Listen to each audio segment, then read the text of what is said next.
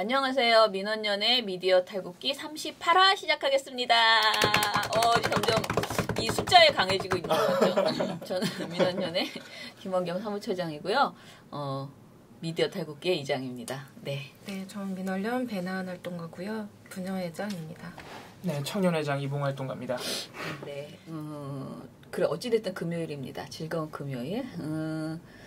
우리 오늘 저는 할 게 없어요. 그래서 저는 사실상 저만의 털 것은 없고요. 신문방송은 뭐 할 게 어제 꽤 나왔던 것 같아요. 그래서 오늘은 나은 씨하고 봉우 씨가 하는 것을 잘 듣고 제가 평소에는 맨날 막 보고서 보고 딴짓하고 그러는데 오늘은 잘 듣고 잘 피드백을 주는 그런 시간을 갖도록 하겠습니다. 왠지 마음이 좀 편안해지는 그런 오늘.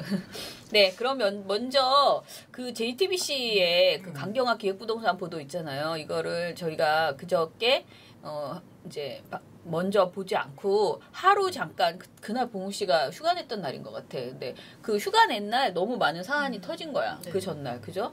근데 사드 그 4개 추가 배치 미보고 그것도 터지고 이것도 터지고 그날.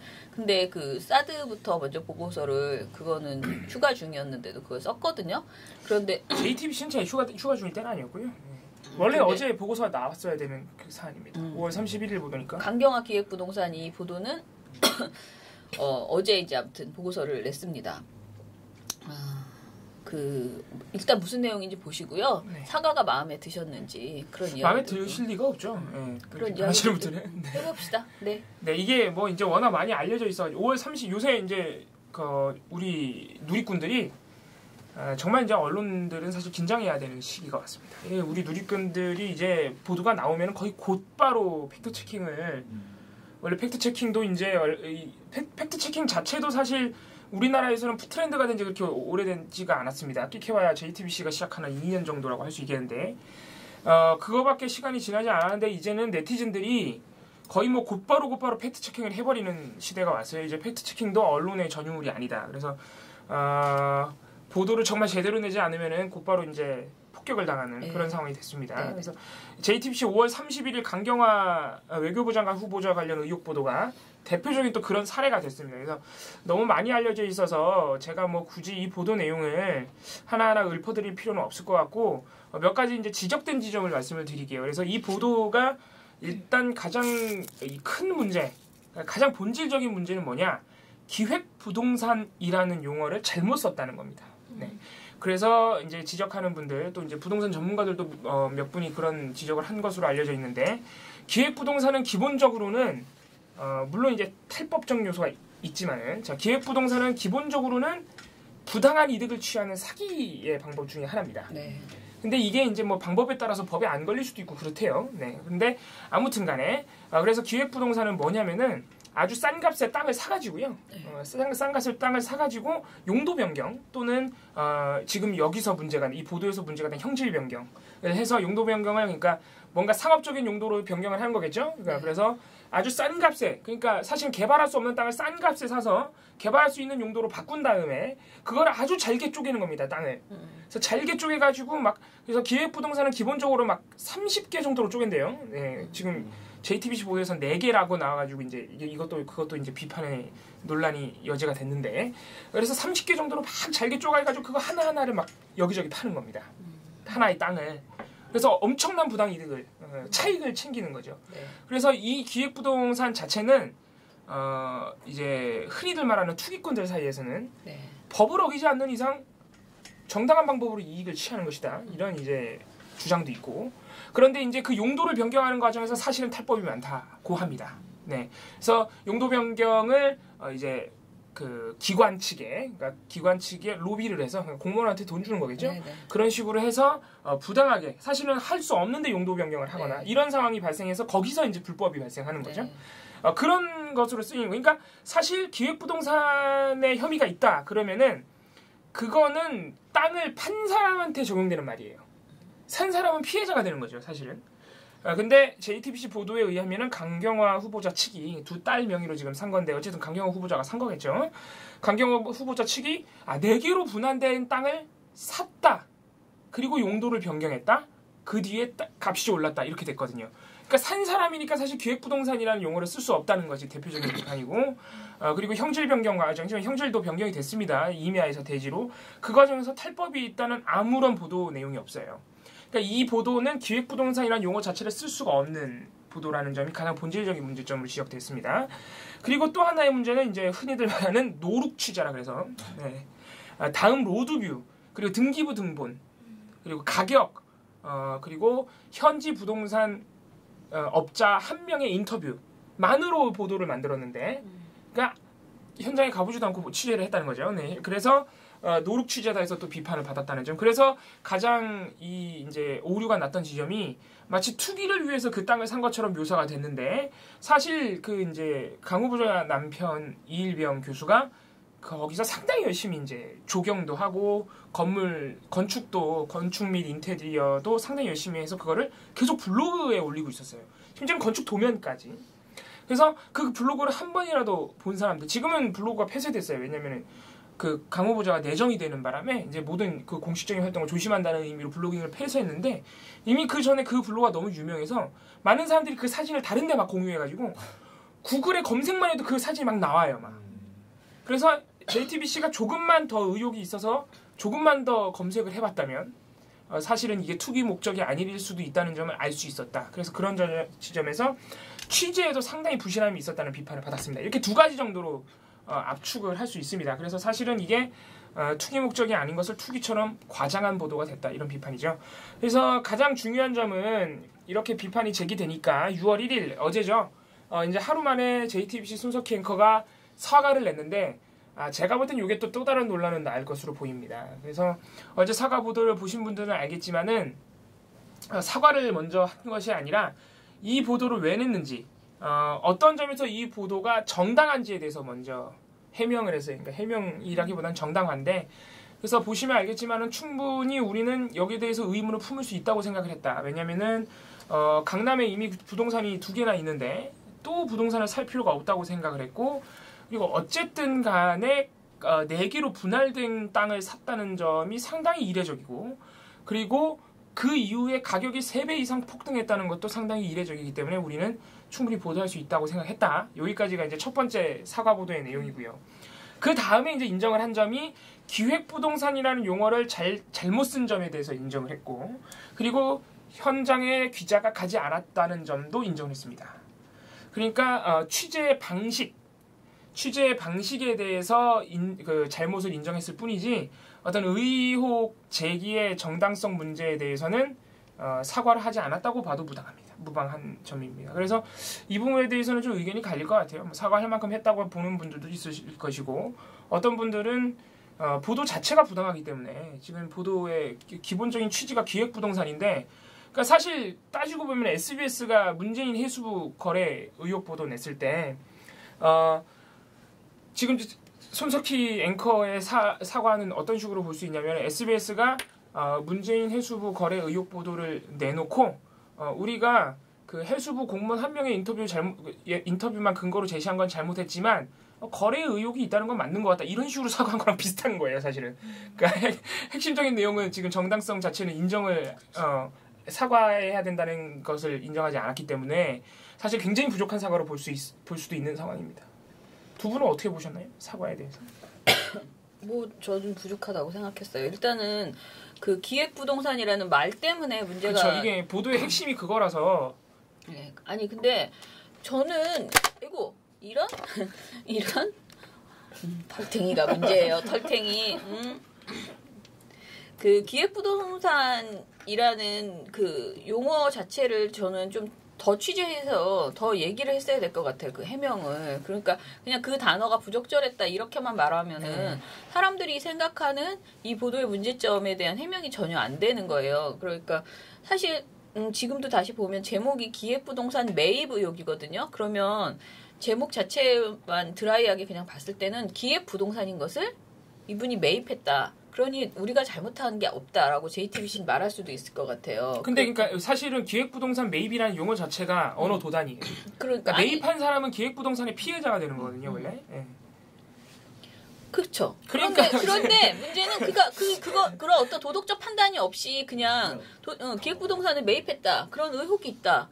이렇게 하니까 이 사람이 피해자다 또는 뭐 아니다. 그렇죠. 아니면 기획부동산 한 사람이다. 아예 업자다. 이런 개념 없이 이렇게 그냥 써버리니까 그래서 굉장히 애매모호한 보도를 네. 이제 내므로써 오해를 일파만파로 키울 수 있는 네. 그런 보도였다는 의혹이 점. 아닌 걸 사실 의혹으로 만들어버렸다는 네. 비판을 면할 수가 없는 상황이죠. 근데 이제 우리 사회가 이제 그 사회 고위층 뭐에게 계속 요구하는 게 이제 부동산 투기를 하지 말라는 거잖아요. 근본적으로는 부동산 투기를 하지 말고 그냥 자기가 살 집이나 잘 가지고 계셔. 맞아요. 이런 개념으로 이제 지금 계속 이제 추적하고 있는 것인데 그 서울의 집이 대체 뭐 이런 이야기를 하면서 그래서 이것을 의심을 했다 그러는데 사실 그런 기준으로 하면 그 이전 정부에서 새누리당이나 이런 쪽에서 나왔던 사람들의 재산을 생각해 보면은 어마어마하죠. 예, 저는 좀 잣대가 너무 다른 거 아닌가 그런 생각도 일단 들고요. 그리고 사과가 아무튼 저는 좀 미흡했다. 사과할 때는 깨끗하게 그냥 사과하고 그리고 저는 사과가 문제가 아니고요. 이것에 대해서 정확하게 이 사안을 다시 정리해 줄 필요가 있었는데 해명을 해줬어야 돼요. 그 부분이 너무 약했다. 기획부동산 매입 같은 경우에도 기획부동산이라는 용어를 잘못 썼다는 비판을 받고 있기 때문에 잘못 쓴 건 맞습니다. 이렇게 할 게 아니라 어떻게 우리가 잘못해서 실수를 했다. 매입과 또 매입하고 그 이제 판매 개념이 또 다르기 때문에 그런 부분도 해명이 좀 됐어야 되고 사실 이 사람이 말 한마디로도 천냥빚을 갚는다고 사실 뉘앙스만으로도 사실 굉장히 달라지기 때문에 저는 한 가지 아쉬운 점이 그러니까 억울한 점이 좀 있더라도 실제로 억울한 점이 좀 있더라도 사과 보도에서 사과를 먼저 하는 게 사실 훨씬 나아요. 시청자가 보기에. 똑같은 내용이라도 사과를 먼저 하고 뒤에 변명을 했으면 조금 받아들이는 입장이 다를 수도 있는데 이 보도는 그냥 딱 보면 어떤 느낌이 드냐면 잘못을 인정 안 한다는 느낌이 확 들어요. 네. 그러니까 마지막에 마지못해. 너네가 이렇게 많이 비판했으니까 마지못해 우리가 뭐 이 정도는 그래서 사실 뉘앙스 차이도 좀 아쉬운 점이 있다. 사과의 보도에서. 그런 느낌이 들었습니다. 예, 나은 씨는? 저도 그냥 비슷한 생각인데 왜 이렇게 사과를 도도하게 하시나?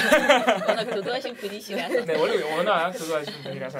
네, 그러면은 다른 이야기 합시다. 그거 말고 TV조선 저는 이야기는 왜? 하나 더 할 얘기가 있는 게 이날 지금 JTBC가 워낙 큰 똥을 싸서 확 묻혔는데 사실 지금 어제 한국일보 보도에서 어떤 보도가 나왔냐면 강경화, 김상조 한 분이 또 있는데 제가 까먹었네요. 이낙연인가요? 아무튼 지금 내각 후보자들에 대해서 의혹이 굉장히 많이 제기되는데 그게 뭐 사실상은 거의 태반 이상이 사실상이 왜곡되거나 과장된 것이다. 이런 보도가 나왔어요. 상당히 굉장히 콤팩트하게 정리를 잘 해놓은 보도예요. 그래서 어떤 보도에 대해서 사실상의 팩트체크를 모아놓은 보도인데 어떤 의혹들이 굉장히 과장돼 있다. 별것도 아닌 걸 가지고 이런 보도가 나왔습니다. 지금 한국일보에서 그런 보도가 나왔고 그렇게 한국일보처럼 모든 후보자를 정리한 보도는 사실 찾기가 좀 어렵지만 다른 이렇게 개개인의 후보자들 의혹 같은 경우는 몇몇 개가 이렇게 팩트 체크가 된 게 있어요. 그래서 많은 그 내각 후보자들한테 쏠리고 있다. 그래서 많은 의혹들이 굉장히 과장되거나 왜곡된 것이 많다 이런 말씀을 드리고 있었는데 그 중에 하나가 이게 JTBC 보도랑 같은 날 나온 거예요. 5월 31일 날 5월 30일에 TV조선 보도입니다. 이것도 단독이에요. 자 이게 무슨 의혹이냐면은 김상조 공정거래위원회 위원장 후보 관련 의혹인데 김상조 후보자의 아들이 2개의 금융사에서 인턴을 했는데 이 인턴에 뽑힐 때 특혜를 받았다 이거예요. 이제 하다 이제 이제는 그냥 취업도 아니고 인턴도 특혜를 주고 그러나 봐요 요새는. 네. 그런데 의혹의 근거가 있으면은 타당한 근거가 있으면 그런 의혹이 왜냐면 인턴도 요새는 굉장히 스펙이 되기 때문에 특혜를 줄 수 있죠. 그렇기 때문에 의혹 근거가 있으면은 상당히 이것도 문제가 있는 의혹이죠. 이렇게 봤더니 어떤 거냐면은 일단 근거가 너무 특혜라고 하면은 일단 뭐가 있어야 되면요. 그러니까 취업이나 어쨌든 이것도 취업 특혜죠. 취업 특혜가 있으려면은 김상조 후보자의 취업 특혜면은 딱 어떤 근거가 나와야 되냐면 이건 문준용 씨 의혹에서도 비슷한 문제점이었는데 특혜라 그러면은 김상조 후보자의 외압 또는 대가성 지불이 있어야 돼요. 특혜 이게 기본적인 근거가 돼요. 이게 외압 또는 대가성 지불. 그게 뉘앙스라도 있어야 그 보도를 낼 수 있단 말이에요. 이게 이제 아까 강경화 후보자 관련 보도도 직접적인 의혹이 근거가 없는 제 의혹을 만든 거잖아요. 그러니까 똑같아요 이것도. 직접적인 근거가 없는데 의혹을 내는 거예요. 일단 내고 보자요 거의. 네. 그러면 TV조선은 도대체 무슨 근거로 이런 의혹을 냈느냐. 자 하나는 이제 이게 2개의 금융사인데 하나는 하나금융투자고 배터리가 꺼졌나요? 됐어요. 꺼졌어요? 방송이 또 종료됐나요? 아니요. 됐어요. 지금 방송 종료됐어요? 아니요. 네. 그래서 하나는 뭐 이게 두 개 금융사입니다. 하나는 BNP 파리바라고 그 해외 금융사고 하나는 이제 하나금융투자인데 두 가지 근거를 대요. 하나는 뭐냐면 학점이 너무 낮다 이거예요. 27대 1 정도의 경쟁률을 뚫었는데 학점이 2.81, 하나는 2.81이고 하나금융. 이거 너무 인권침해 아니야? 그러니까 이것도 사실 제가 아니 누군가의 그 학점을 이렇게 다 공개할 필요가 있어? 이것도 사실 보고서에서 지적을 하려다가 말았는데 여기서 김성주 후보자의 아들의 성적표가 그대로 공개가 돼요. 이 보도에서. 사실은 이것도 굉장히 문제가 있는 거예요. 그렇게 개인의 정보를요 막 그렇게 보도해도 되나 싶지 않아요. 아무튼 그런 내용인데 2.81, 3.1이에요. 두 번 들어갈 때. 인턴 두 번이니까. 두 번 다 너무 낮다 이거예요. 근데 그 낮다는 기준이 뭐야 도대체? 또 그걸 3.1이면 괜찮은데 내 기준에서는 그러니까 사실 3.1이면 이제 그 알파벳으로 하면 C 정도 되는 학점인데 C 정도 되죠? 3이면 B 아니에요? 학교마다 좀 다른 거 학교마다 좀 다른데 4.5 만점이면 그게 아마 C 정도 될 거예요. 근데 원래 이제 제 인생의 모토는 C면 안고 간다예요. 근데 3.1 정도는 굉장히 괜찮은 안고 가는 점수인데 아무튼 간에 2.8에 3.1이 너무 낮다. 기준이 뭐냐? 기준이 뭐냐면은 그냥 그 정도 금융사에 들어간다 치면 낮다 이거예요. 사실상 근거가 안 된 거죠. 아무튼 간에 네. 그리고 두 번째는 BNP 파리바 같은 경우 그 금융사 같은 경우에 모집 요강이 5개월짜리 인턴이라고 써 있는데 김성주 후보자 아들이 2개월밖에 일을 안 했다 이거예요. 네. 자 여러분들 생각해 보세요. 일을 너무 짧게 했다. 그래 학점이 너무 낮다. 이게 김성주 후보자의 특혜 의혹으로 연결되는 거예요 지금. 가만히 생각해보면 말도 안 되는 거예요 사실은. 굉장히 과장되고 근거가 없는데 막 그냥 뭔가 이상해 확 보도하는 JTBC랑 똑같죠. 뭔가 이상해 하니까 근거 없어도 보도하는 거예요. 근데 만약에 예를 들어서 다른 함께 합격한 인턴들은 학점이 거의 뭐 만땅이에요. 예를 들면 거의 4.5 가까운 그런 수치인데 이 친구만 뭐 그렇게 낮은 학점을 그럼 이상할 수 있죠. 그럼 그걸 취재해서 보도해야죠. 그게 없는 거예요. 정말 큰일이네요. 그리고 사실은 어디가 학점으로 그것을 뭐 채용을 하는 건 아니거든요. 심지어 우리는 학점을 아예 안 보잖아요. 학점 중요하지 않아요 사회생활에서 오히려. 그러니까 학점으로만 해야 된다는 이 말 자체가 사실은 말이 안 되죠. 그러니까 TV조선이 우리 배남활동가처럼 그런 의심을 할 수 있어요. 합의적 의심이기 때문에 이거를 정말 그 근거로 보도를 하고 싶으면 정확하게 그 두 금융사의 기준이 뽑는 저 채용 기준이 뭔지 거기 학점이 얼마나 포함이 되어 있는지 또는 배남활동가가 물어본 것처럼 다른 학생들은 어땠는지 이런 게 나와야죠. 그런 거 없어요. 그냥 이 정도 금융사 들어가려면은 그 정도 학점은 너무 낮다고 합니다. 이게 다예요. 네. 그러니까 근거 없는데 그냥 막 보도하는 거예요. 두 번째 5개월짜리 인턴인데 2개월밖에 일을 안 했다. 이게 인턴 안 해본 사람이야. 내가 볼 때 취재한 사람.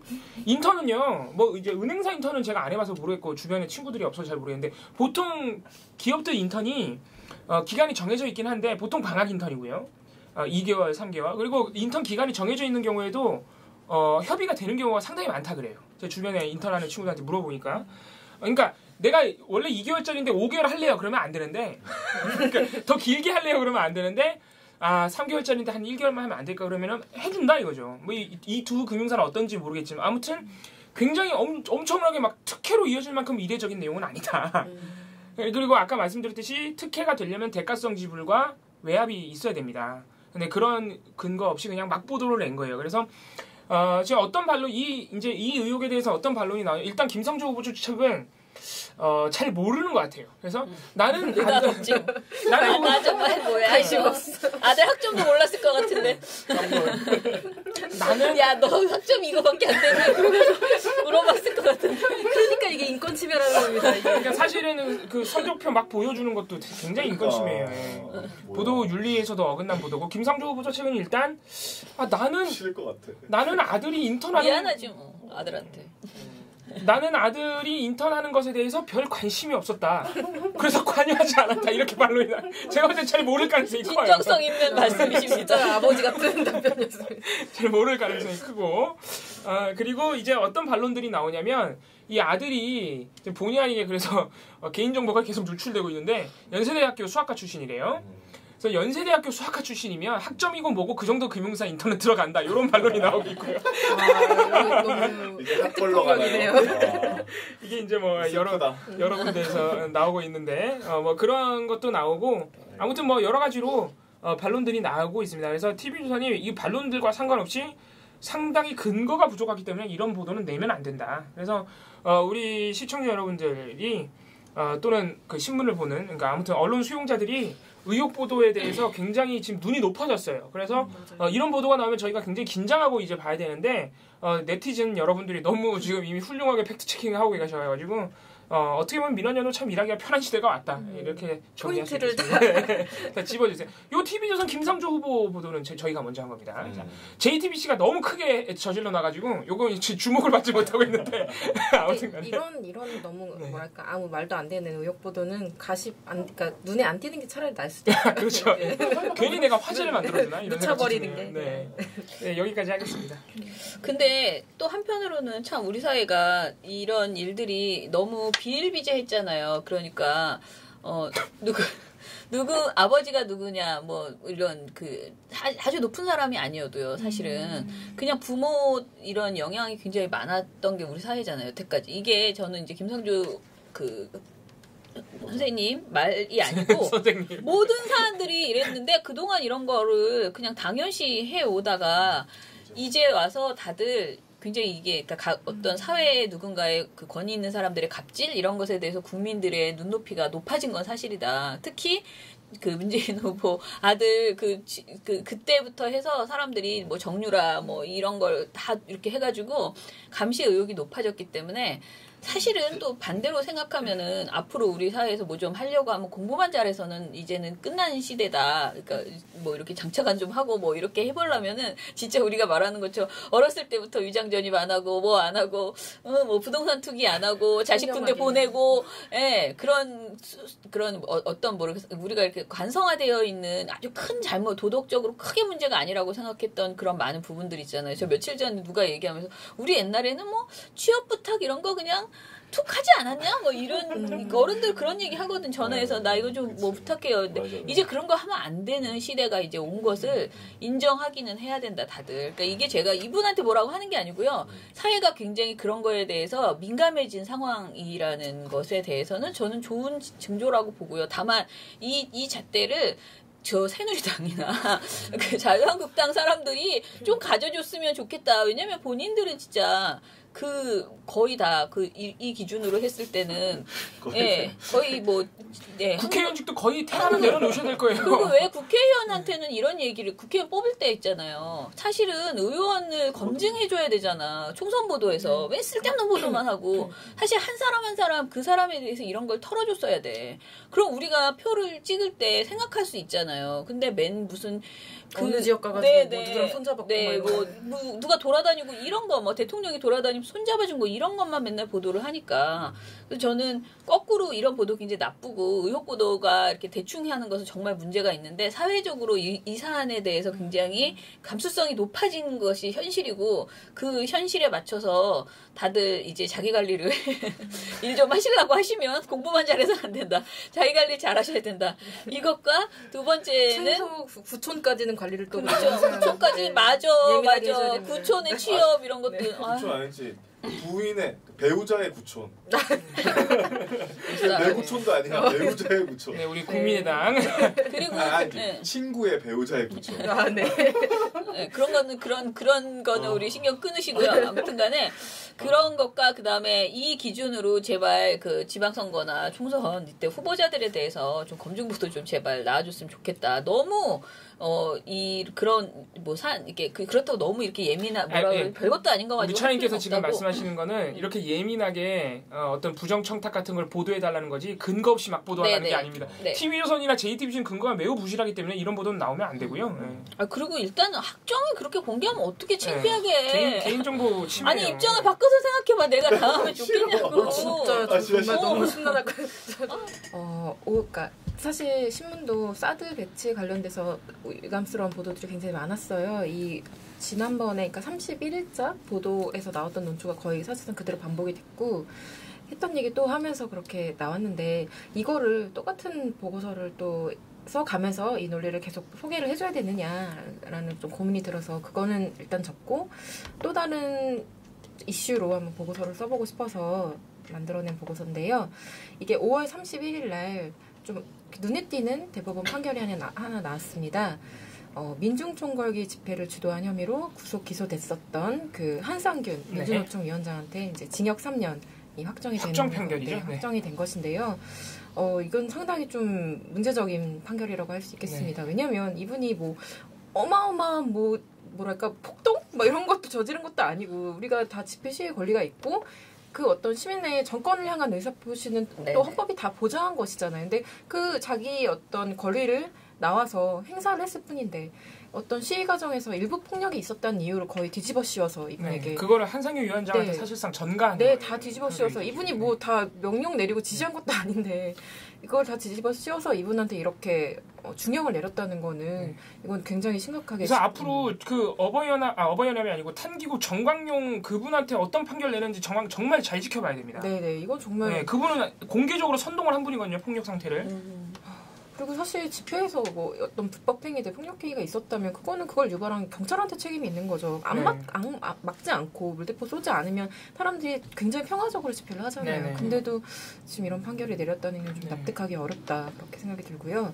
근데 이런 판결에 대해서 그러면 6개 일간지가 어떻게 보도를 했는지 조금 비교를 해봤어요.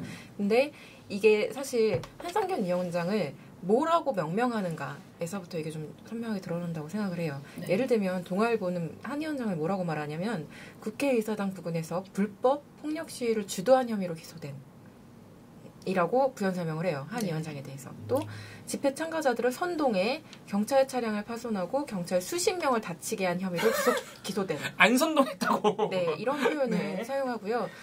이 동아일보 해당 기사, 그러니까 해당 기사 온라인판 태그가 폭력 집회예요. 네, 태그 그 해시태그 폭력 집회 이렇게 붙어 있어요. 조선일보는 아예 제목에서부터 명시를 해주는데요. 폭력 시위 주도 한상균 3년형 확정 이렇게 돼 있고요. 민중총궐기 집회에서 불법 폭력 시위를 주도한 혐의로 구속돼 재판에 넘겨진 인물 이렇게 이야기를 해주고 있습니다. 한국일보 같은 경우는 보도 자체에 문제가 있다기보다는 한 위원장에 대한 그 묘사를 할 때 폭력이라는 표현을 쓰는데요. 불법 폭력 집회를 주도한 혐의로 재판에 넘겨진 인물 이렇게 얘기를 하고 있습니다. 다 뭐 대동소이하네요. 네, 근데 반면에 한겨레 같은 경우는 기사 내에 아예 폭력이라는 단어가 없어요. 그러니까 의식적으로 그거를 사용하지 않았다는 것이죠. 폭력 집회 프레임에 말려 들어가지 않겠다는 거죠. 네, 그리고 이분에 대한 어떤 설명도 실제 민중총궐기 집회 등을 주도한 혐의로 기소된 이렇게 표현을 하고 있고요. 경향신문 같은 경우는 조금 한 발 더 나갔다고 생각이 드는 게 고 백남기 농민이 경찰 물대포에 맞아 쓰러진 2015년 11월 민중총궐기 집회를 주도한 혐의로 구속된 인물. 이렇게 얘기를 해주고 있습니다. 자, 또 하나 좀 차이점이 뭐가 있었냐면 그 한 위원장 그 판결이 나온 날 바로 국제사회에서 석방촉구 목소리가 나왔거든요. 민주노총에서도 논평을 냈고요. 근데 그 관련 목소리들을 전달한 매체가 딱 2군데밖에 없었습니다. 한겨레 경향이겠죠? 아니에요. 한겨레 한국일보였어요. 한국일보가 선방하고 있습니다. 네. 이렇게까지? 의외인데? 네. 한국일보 같은 경우는 한겨레 같은 경우는 아예 제목에서도 이걸 두 매체 모두 제목에서 부각을 하고 있는데요. 한겨레 제목은 한상균 민주노총 위원장 징역 3년 확정, 국제사회 석방 촉구 이렇게 돼 있고요.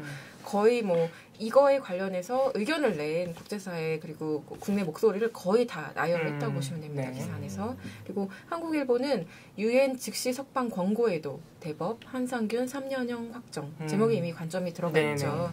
그리고 기사 말미에 이제 유엔 인권 헌장에 반하는 자의적 구금이라는 어떤 석방 권고 목소리를 전달을 해주고 있습니다. 그리고 조선일보가 근데 조선일보 보도가 과연 그냥 한 위원장에 대해서 폭력만 부각하고 끝났느냐? 그렇지 않죠. 조선일보는 언제나 한 발 더 나가지 않겠습니까? 뭐랬지? 색깔론인가? 조선일보 이 기사만 보면은 사실 문제가 없는 것 같은데 이게 사회면 12면에 배치가 됐어요. 근데 이게 12면 하단 맨 밑에 기사가 배치가 됐는데 그 위에 12면 1면 머리 기사가 뭐냐? 불법 천막은 광장에만 있는 게 아니다. 라는 민주노총의 불법 천막을 비난하는 기사였습니다. 네, 근데 이 기사가 어떻게 시작됐냐면 31일 서울 경복궁 맞은편 대한민국 역사박물관 인근 폭 6, 7m 정도 인도의 절반을 천막 12개가 점령하고 있었다. 그 주변에 입간판 3개와 현수막 4개가 있었다. 그 주변엔 입간판 3개와 현수막 4개가 있었다라고 하면서 민주노총이 지난 29일부터 새 정부가 비정규직 철폐 등 적극적인 개혁 정책을 펼쳐야 한다며 인도에 불법으로 세운 것들이다. 천막이 차지한 공간은 최소 180m 평방미터 이상, 그 주변엔 빈 맥주병, 물병 등 쓰레기가 나뒹굴고 있었다. 열심히도 취재했다. 다른 걸 좀 그렇게 취재. 이렇게 얘기하고 있는데요.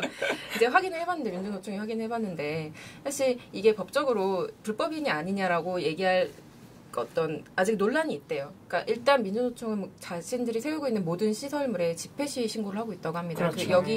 여기 세워놓은 천막도 마찬가지라고 해요. 근데 다만 이제 인도에서 그렇게 지속적으로 세워놓고 있는 거에 대해서는 구청이나 이런 곳에서 판단을 좀 달리할 수도 있는 부분이라 본인들도 딱 뭐라고 말할 수는 없지만 어쨌든 조선일보가 표현한 것처럼 뭔가 그냥 막 불법으로 막 아무거나 갖다 세워놓은 신고했다 이거죠. 그건 아니라는 사전 것이죠. 신고는 했다 이거죠. 그건 아니라는 것이고요.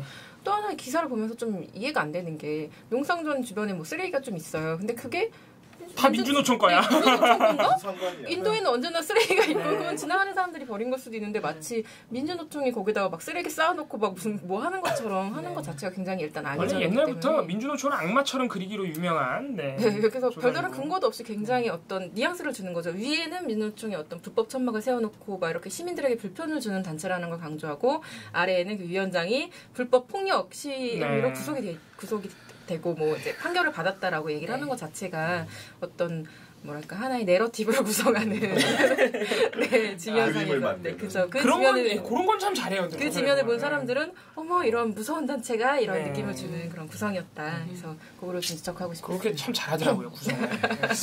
좀 배워야 돼 그런 거. 뭘 배워? 누가 그런 구성력을 좀 배워야 돼. 누가 배워? 다른 매체들이. 동명일보가 따라하려고 노력하는데 잘 안 되는 것 같습니다. 네. 요거랑 이어서 계속 네네 하겠습니다. 이어서 해주세요. 사실 요거랑 같이 좀 눈에 띄었던 보도가 중앙일보가 어제 단독을 냈는데 혹시 아시나요? 뭐죠? 이게 1면과 10면에 이어서 쓴 단독 총 3건의 보도인데요. 내용이 뭐냐? 비정규직, 감축 등 문재인 대통령의 대선 공약에 대한 분석 의견을 담은 보고서라는 어떤 경제단체들이 만들어낸 보고서가 있다고 하는데 이걸 입수했다는 거예요. 네. 중앙일보가. 그래서 내용을 살펴봤더니 문재인 정부의 일자리 정책, 노사 문제, 경제, 복지 분야 정책에 대해 자기들이 너무나 큰 걱정을 하고 있다. 그건 알지 우리가. 네. 그 보고서가 아니어도 알아요. 네. 알고 있는데 그 보고서에는 그걸 아주 상세하게 반박하는 내용을 담고 있고 자기의 어떤 걱정과 우려 그리고 반박 논리가 담겨 있는 거니까 이거를 문재인 정부가 좀 봐야 되지 않겠냐. 너무 일방적으로 좀 하는 거 아닌가라는 뉘앙스를 담은 보도인 거예요. 재계를 대변한 보도군요. 단독 사실상 보도군요. 뭐 재계를 대신해서 뭐 네. 문재인 정부한테 얘기를 해주고 있는 거죠. 네. 근데 이 보도가 좀 웃긴 게 뭐냐면 일단 이 단독 보도가 나간 다음에 경총에서 그거 우리 정식 보고서 아닌데 경총은 지금 한번 대통령과의 찝찝을 했기 때문에 경총이 그 공식적으로 그 입장을 냈어요? 네. 보도 나간 다음에 이거 되게 웃긴다 이거. 이거 우리가 그냥 내부 보고용으로 그냥 만든 거지 무슨 정식 보고서 아니고 우리 의견 전달 보고서 따로 만들 거라고 막 그렇게 정제된 언어로 이제 하려고 할 거라고 중앙일보가 되게 원망스럽겠다. 뭔가 되게 불협화음이 지금 현재 시키지도 않은 일을 해서 벌써부터 네, 한대 더 맞게 생겼는데 지금. 근데 아마도 이제 여러 가지를 추정할 수 있죠. 예를 들면 경청이 직접 자기가 하기에는 좀 부담이 되니까 언론을 통해서 간을 봤다고 할 수도 있을 것이고, 근데 뭔가 사람들 반응이 안 좋고 너무 생각보다 좀 센가라는 생각이 들어서 거를 둔 것일 수도 있고, 또 중앙일보가 경청의 의중을 미리 읽어서 재계의 입장을 먼저 대변하려다가 이런 일이 난 것일 수도 있고. 일종의 참사네요. 어쨌든 손발은 맞지 않았다. 네. 이거 2인 삼각 같은 거 하다가 넘어진 경우죠. 근데 사실 이 보도는 그런 뭐랄까 이후에 경총이 내놓은 어떤 아니다, 우리 진짜 보고서 아니다라는 그게 없었다고 할지언정 약간 문제가 있는 보도라고 생각을 했어요. 그러니까 이게 저희가 경제신문 모니터를 할 때 늘 나왔던 건데 노동정책이나 일자리, 노사 문제 이런 것들에 대한 얘기를 할 때 중앙일보도 그렇고 경제신문도 그렇지만 이상하게 노동자에 대한 그러니까 경제단체랑 정부가 협의를 해야 된다고 얘기를 하고 네. 노동자들에 대한 입장을 들어봐야 된다는 얘기를 하지 않고 네.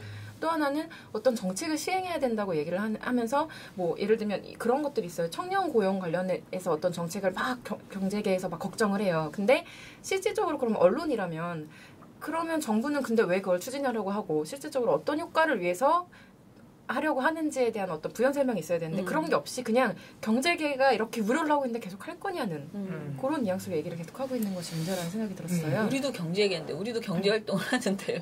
왜 경제계는 항상 그들이어야지 기업이죠, 기업. 거지? 네. 기업들, 뭐 영리 기업들의 네. 입장인 것인데요. 일단 이 기사가 일면 하단에 배치된 제목이 재계 문재인 정부 정책 30개 항목 반박. 요거예요. 딱 제목에서부터 네. 뭔가 세다. 네네. 아, 경총이 긴장할만 하네. 그러니까 예상보다 기사가 세게 나가서 네, 그렇게 너무 했을 세, 수도 너무 세. 있어요. 네. 네. 이 기사를 읽고 있으면 어떤 뉘앙스가 드냐면 이런 표현을 씁니다. 새 정부가 출범하면 재계가 건의사항을 전하는 건 관례지만 그럼에도 경영계가 의견서 작성을 비밀에 붙이고 정례회의 일정 노출조차 꺼리는 것은 그만큼 압박감이 크다는 방증. 또 한바탕 홍역을 치른 경총은 극도로 몸을 사리고 있다. 그리고 또 지난해 정경련이 국정농단 사건의 핵심으로 지목돼 맥없이 무너진 것도 몸을 사리는 데 영향을 끼쳤다. 그 정도면 몸을 사리는 정도가 아니고 반성을 해야 되는 거예요. 아니 없어져야 되죠. 정경련 아직 있습니까? 해체되지 않았어요? 근데 아 그래요? 저는 아직 있는 어. 거예요. 네. 일부 단체 일부 몇 개만 나가고 아 남아있군요. 근데 사실 이런 뉘앙스를 듣고 있으면 뭐 어떤 게 보여지냐면 약하고 뭔가 되게 위축돼 있는 경제계와 되게 그들을 압박하는 강한 정부의 어떤 네. 구도가 딱 그려지죠. 그러면서 중앙일보의 입장은 그 뒤에 나옵니다. 경제 주체의 한 축인 재계의 목소리를 계속 억누를 수는 없다. 라는 얼마나 억눌렀다고 뭘 억눌렀는지 모르겠는데 정부가 꼭 필요하다고 생각하는 정책을 초기에 추진하는 것은 맞다. 하지만 대립할 게 아니라 서로 설득해 합의가 가능한 부분을 찾는 것이 중요하다라는 어떤 전문가 발언을 덧붙여주는데요. 이게 사실 중앙일보가 하고 싶은 말이죠. 경제계의 말을 더 들어줘야 된다. 사실 네. 정부가 그런 얘기를 하고 있고요.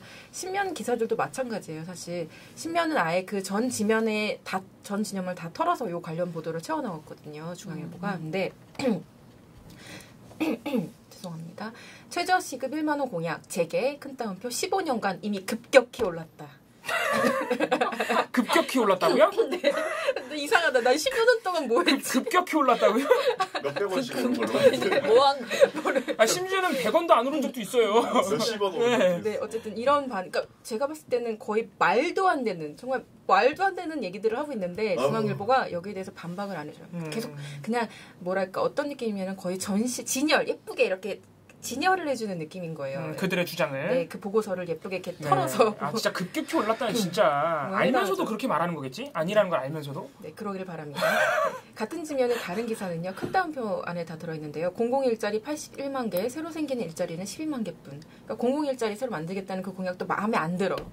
다 지금 모든 이 뭐 경제 관련된 대부분의 정책, 뭐 국민연금 관련된 것도 그렇고 다 마음에 안 들어서 다 반박하고 있는 내용을 전달하고 있는데 뭐 청년 구직수당에 대해서도 어떤 표현을 쓰냐면 막대한 재원 소모가 예상됨에도 일자리 탐색 기간을 연장시키는 등 청년 고용 효과가 의문시되고 구직 활동과 연계되지 못한 채 부정수급 등의 도덕적 해이 확대가 우려된다. 그럼 이미 받고 있는 실업급여도 주지 말지. 여긴 또 이렇게 아주 극단적으로 아주 그냥 말려 죽여라 아주.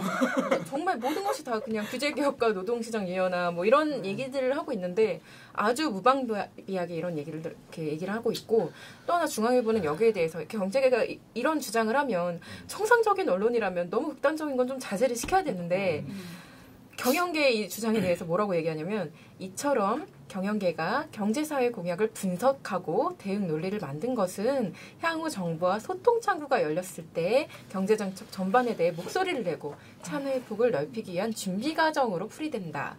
어때요? 굉장히 우호적이죠. 네. 이런 주장을 하고 있는 거에 대해서. 걔네들은요 목소리 이미 너무 커서 네. 좀 줄일 필요가 있습니다. 이런 얘기를 하고 있는데 어쨌든 뭐 경청은 아니라고 하니까 물론 이 입장이 경청의 입장이겠죠. 사실 뭐 우리가 다 알고 있잖아요. 이렇게 하고 싶어하는 건 알고 있지만 어쨌든 계속 좀 눈치를 보고 있고 새 정부가 어떻게 하려고 하는지 그리고 우리가 어느 정도까지 지금 목소리를 높여도 되는지 간에 보고 있는 상황인 것 같긴 한데 간 한번 보다 좀 웃긴 건 경청도 지금 간을 보고 있는데 중앙일보가 이렇게 나서서 선동 스피커 역할을 해준 거죠, 지금. 돌격대장 역할을 해준다는 것 자체가 상당히 좀 우습다. 경총이 눈치 보고 있으니까 내가 한번 나서줄까 뭐 이런 심리 아니었을까요? 서로 상부상조하면서 이럴 땐 우리가 한번 또 쳐주겠다 이런. 근데 그게 이제 경총하고 조율이 잘 안 되고 뭔가 내부적으로 문제가 있었던 모양입니다. 어쩌면 짜고 그랬을지도 있어. 그러니까 에드벌룬을 그냥 띄운 다음에 맞아요. 워낙 반응이 어떤가 봤는데 영이 시끄러워. 그러니까 우리 이거 아니라고. 우리 입장 아니라고. 애초에 경총을 그렇게 자료 주면서 기자한테 주면서 이거 좀 해줘. 그럴 수도 있어요. 우리 아니라고 할 거야라고 뒤에서 말을 왜냐하면 중앙일보 쪽에서는 경총이 저렇게 해도 별 타격은 아니거든요. 그렇죠. 왜냐면 보고서 우리는 어쨌든 있는 보고서 보도한 거니까 없는 보고서 만든 거 아니잖아요. 그렇죠. 경총이 저런 입장 가지고 있는 게 비밀은 아니잖아요. 이미 다 아는 거를 그 단독까지 단독 좀 그만 붙였으면 좋겠어요. 기사 3건에 모두 단독이 붙었는데요. 그냥 참 안타깝습니다. 좀 단독 병이 있는 것 같아요. 그렇죠. 전체적으로.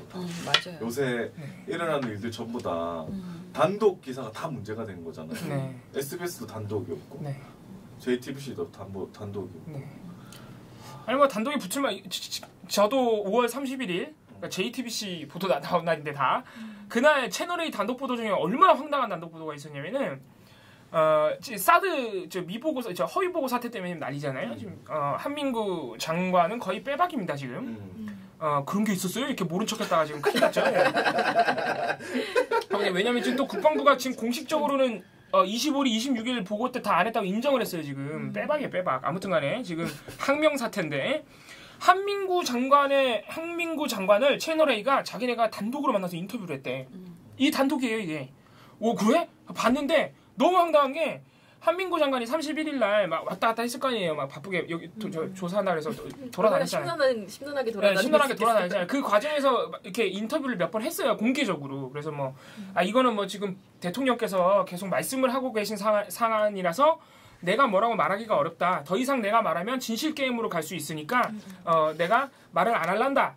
이렇게 말을 하셨어요. 그렇게 한 2번 정도 말씀하셨어요. 그래서 채널A가 자기네 기자 단독으로 만났대.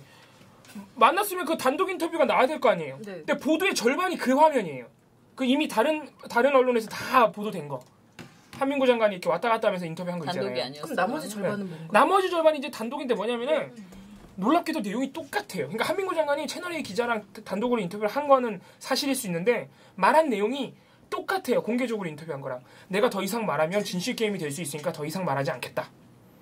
그리고 하나 더 추가된 게 있어요. 하나 더. 그러니까 기자가 뭐라고 물어봤냐면은 그 28일 날 오찰에서 정말 모른 척 했습니까? 그런 게 있었습니까? 라고 모른 척 했습니까? 그랬더니 한민구 장관이 아니 내가 그런 말만 했겠습니까? 그런 말만 한 건 아니고 더 이상 말하면 진실 게임으로 될 수 있으니 더 이상 말하지 않겠습니다. 기자 좀 짜증났겠다. 그러니까 결국은 한민구 장관이 채널A 기자랑 전화를 한 건 맞는 것 같은데 하나도 새로운 내용이 없는 거예요. 하나도. 그냥 계속 똑같은 내용이야. 진실 게임이 될 것 같은데 더 이상 말해. 이것만 한 3번 나와요. 이것만 보도 안에. 뭔가 기사의 내용이 아니라 새로운 시도를 하려고 했다면 거기다 단독을 붙이는. 그러니까 그냥 조금만 건덕지가 있으면 전부 단독을 붙여버리는 거예요. 단독이란 말을 안 쓰면 안 될까요? 기사에. 그럼 이제 특종이라고 해서 내보내요. 다른 용어는 어떤 식으로 걔네는 뭐든 만들어내니까 그런 거는 소용이 없고 우리만 막 이런 거. 그 갑자기 지금 생각나는데 고용신 교수 어제 제가 이제 개헌 호언 주장했잖아요. 네, 고용신 교수가 그거를 이제 어제 쓰고 발표할까 말까 또 이제 고민을 또 한 번 이제 하다가 어제 한 12시쯤에 이제 기사가 나왔어요. 미디어스에. 근데 한마디로 말해서 방송 미래창조과학통신위원회 그러니까 미방이 국민의당 미방위 위원들한테 일임했대요. 이거를. 그러니까 고영신 씨를 추천할 것인지 말 것인지를 논의를 국민의당 내 미방위원 이렇게 일임했대요. 근데 지금 누구냐면 김경진 의원, 그다음에 신용현, 오세정 이 세 분이 원래 국민의당 미방위원이었고요. 최명길 의원이 민주당에서 국민의당으로 갔잖아요. 그래서 이제 이분이 원래 미방이었기 때문에 지금 네 분이에요. 그래서 이 네 사람이 앞으로 논의해서 결정하게 될 것이라는 것을 알려드립니다. 국민의당의 김경진, 신용현, 오세정, 최명길 의원 네 분에게 일임을 했고요. 네. 이분들이 그런데 6월 말까지 충분한 시간을 두고 결정하게 논의를 하겠다라고 6월 말까지 했어요. 예. 잊혀질 때까지 기다리는 그래서 제가 속이 상해요. 6월 말까지 계속 고영신 씨를 예. 계속 지적해야 된다는 그 사실이 좀 답답하다. 그 네 분 중에 한 분인 최명길 의원은 이미 공개적으로 고영신 교수한테는 아무런 문제가 없다고 밝힌 분이에요. 뭐 그러니까 번복될 가능성은 크지 않다라고 말을 했어요. 이분이 최명길 의원이. 독재 정권 찬양해도 뭐. 네, 괜찮아요. 저는 점점 나오는 것이 점점 더 세지기 때문에 저희가 뭘 알고 이렇게 세게 하겠어요? 그냥 뒤지다 보면 어쩌다 나오는 거잖아요. 네, 근데 뭐 6월 말까지 할 수는 있어요. 이분이 예전에 썼던 기사가 많기 때문에. 많다고 하더라고요. 진짜 계속 나온다고. 그냥 하루에 하나씩만 까도 6월 말까지 가요. 네. 고영신 씨의 어떤 안전을 위하여. 그리고 고영신 씨도 그렇지만 우리의 정신 건강에도 이게 남한테 전 진짜 스트레스거든요. 뭔가 아니 이분이 되게 연세가 많으시잖아요. 고영신 씨가 나는 어른에 대한 전 좌우 뭐 이런 거 상관없이 어른에 대한 좀 그런 게 있거든요. 마음이 아파. 이렇게 계속 공격을 받는 게 얼마나 스트레스 받겠어 본인한테는. 과거의 전력을 다 막 이렇게 대고 있는 것이라서. 근데 아무리 생각해봐도 해도 너무했다. 어제는 제가 이 성명을 그러니까 이 자세히 다시 다 읽어봤어요. 이제 보고서를 쓰기 위해서. 근데 그냥 이렇게 몇 가지 키워드만 뽑은 거랑은 다르게 읽으면 읽을수록 이분은 그냥 한마디로 부역자다. 저는 50의 부역자다. 네, 그래서 지금 이렇게 지적해도 되는 게 저는 이분이 상처받거나 그럴 거라고 생각 안 해요. 이분의 예전 글들이나 최근 종편에서 하는 말들 보면은 우리의 이런 지적에 대해서 전혀 상처받을 뿐이 아니에요. 이런 그냥 심한 말이 나올 뻔했는데 아무튼 저런 나쁜 사람들 이러고 그냥 거의 개의치 않을 뿐이에요. 쟤는 원래 저런 그러니까 쉽게 말해서 빨갱이니까 이렇게 생각하실 분이에요. 거의. 근데 어차피 고씨를 상처 주는 건 중요하지 않고 고씨가 이런 사람이라는 걸 알리는 거죠. 그러니까 제가 볼 때는 우리 처장님께서 전혀 거리낄 필요가 없다. 상처받으실 필요가 없다. 그래서 제가 이거를 읽으면서 제일 나쁘다고 생각한 게 뭐였냐면은 우리가 그때 이제 개헌 운동을 했잖아요.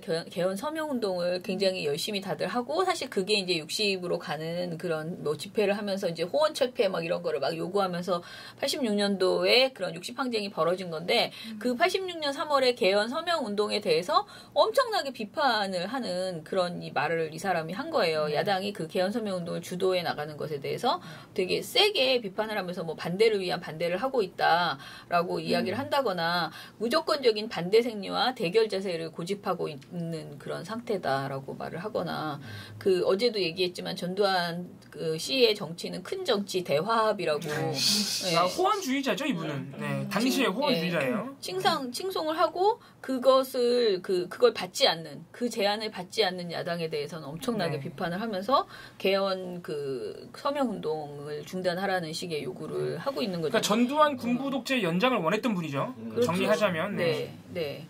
소화병적인 행태라고 야당에 대해서 비판하기도 했어요. 그러니까 진짜 맹비난을 한 거예요. 그래서 이런 말도 이런 말도 했는데 야당에 대해서 뭐라 그러냐면 큰 것과 작은 것을 구별 못하는 소화병적인 행태이다. 일고의 가치도 없다라고 그렇게 말을 하고 그러니까 아무튼 이 사람이 표현이 정말 굉장히 점점 심해지고 나중에는 진짜 내가 이거 소제목을 보면서 민정당 당직자 아닌가 이 사람. 이건 기자가 쓸 수 있는 수준의 글이 아니다. 그런 생각이 들 정도로 심하게 한마디로 대통령 찬양, 전두환 전 대통령 찬양, 민정당 찬양을 늘어놓고 야당에 대해서는 사실 이때 야당이 제대로 한 것도 하나도 없는 그런 진짜 그야말로 명맥만 있는 야당이었는데 그 야당이 기껏 이제 한 것이 개헌 서명 운동을 이제 하고 있었는데 이것에 대해서 이렇게까지 비판을 이렇게 하면서 저 정말 놀랍다. 어떻게 이 정도의 기사를 86년에 쓸 수가 있었나. 아마 파면 더 나올 겁니다 이번에. 네, 그럴 것 같아요.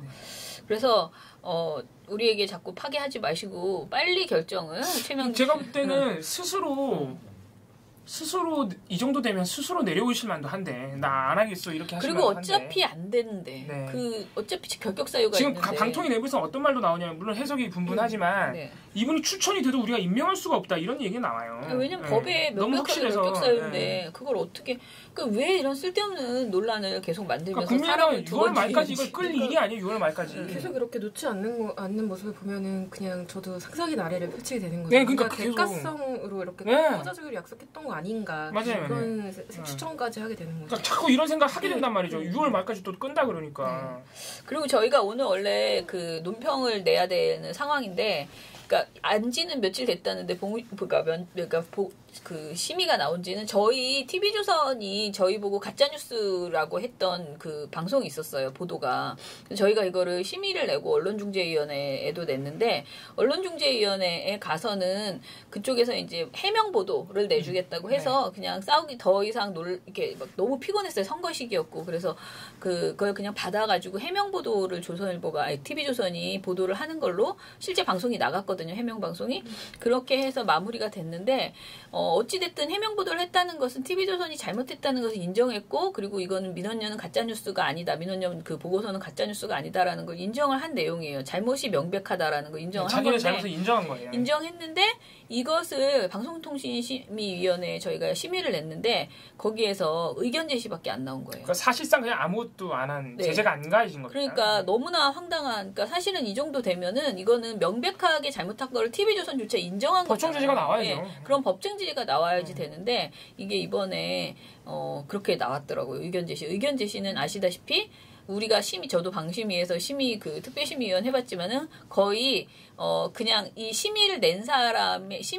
민원을 낸 사람에게 대해서 예의상 그래 그냥 심의했어라는 걸 보여주기 위해서 아무 문제 없음 바로 위에 거거든요. 그래서 의견을 그냥 제시해줬다라는 정도인데 이것을 했다는 것은 저는 방심위가 지금 3기 방심위가 해도 너무한다. 일을 안 하는 거예요. 이거는 협작에 가깝다라고 생각이 드는 거예요. 왜냐면은 이게 그 구성이 3대2예요. 여가 3이고 그러니까 전 여죠. 그 자유한국당에서 추천한 사람들이 3명이고 그리고 이제 민주당 쪽에서 추천한 사람이 2명인 상태에서 방송 소위가 이루어지고 있는데 이 정도 의견 제시는 방송 소위에서 결정이 나거든요. 근데 그냥 계속 그 머릿수로 3대2로 그냥 계속 하는 거예요. 그러니까 만약에 이 두 분이 야권 추천위원 두 분이 아무리 뭐 이거 심각하다라고 얘기를 해도 3위 그냥 그 의결로 그냥 해서 해결이 다 돼버리는 이런 상황이 계속되고 있었는데 이제 심의위가 재구성되거든요. 그러면은 이제 여야가 사실 뒤집히죠. 구성이. 근데,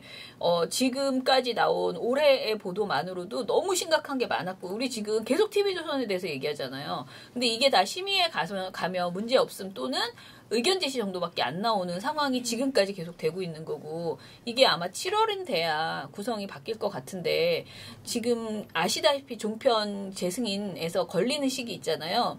우리가 종편 재승인에서 법정 제재가 5건 나오면은 TV조선이 이제 사실상 그 문 닫는 수순으로 갈 수밖에 없는 그런 지금 그런 재승인 조건을 가지고 있잖아요. 그런데 그러려면 4월부터 12월까지의 제재 건수가 5건이어야 돼요. 근데 이미 2달치가 날아갔다고 보시면 돼요. 방송통신심의위원. 왜냐면 여기가 이런 식으로 계속 봐주기 심의를 하고 있으니까 너무 열불이 나는 거예요. 그래서 저희가 오늘 이제 성명을 아마 내면은, 그러니까 논평을 내면 지금 그 3기 방심위에 대해서 엄청나게 비판을 하면서 방심위가 이런 식으로 봐주기, 이거 저는 뭐 정치적 유불리를 떠나서 이거 명백하게 오보잖아. 오보 막말 편파 중에서 딱 오보잖아. 근데 이 정도 되는 거를 의견 제시를 냈다는 거는 정말 다 물러나. 뭐 임기 며칠 하지도 마, 다 물러나 이렇게 해야 될 정도의 사안이다라고 생각을 하고 민주당에게 거듭 이제 부탁하는 거는 정말 다음 심의위원들은 제대로 뽑아야지 돼요. 그러니까 국민의당 특히. 왜냐면 이제 다 여야 추천 비율이 있어요. 그래서 뭐 이렇게 하거든요. 그러면은 고영신 씨 같은 특히 종편에 자기가 출연해서 호구지책을 하는 분들은 절대 나오면 안 돼요. 그러니까 이런 분을 추천하시지 않도록 이 고영신 그 방송통신위원이고 이분은 방송통신심의위원회 위원들도 정말 그 자리 하나 내가 그냥 우리 선거 도와줬던 사람들 자리 하나 준다 이렇게 생각하시지 마시고 엄청 중요한 일을 하고 있다. 그 일에 적합한 사람. 그런 사람으로 특히 조폐 안 나가거나 특정 그 방송사에 막 이렇게 그 기생해서 살지 않았던 분들 이런 분들로 진짜 적임자를 찾아서 추천을 해주셔야 된다.